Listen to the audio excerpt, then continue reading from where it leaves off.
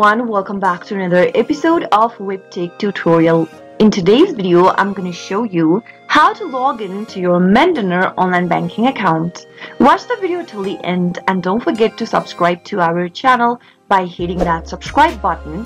Press the notification bell so that you'll never miss another upcoming upload from us. Open up a web browser to get started.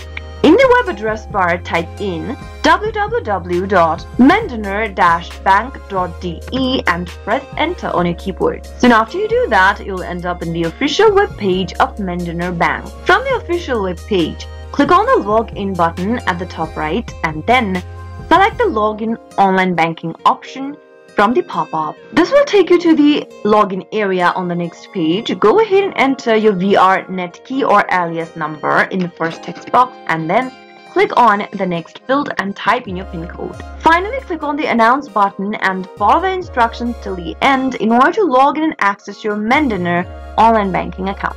That is how it can be done. I hope the tutorial was helpful to you. If it was, go ahead and give us a thumbs up. I'll soon be back with more videos like this. Thank you for watching.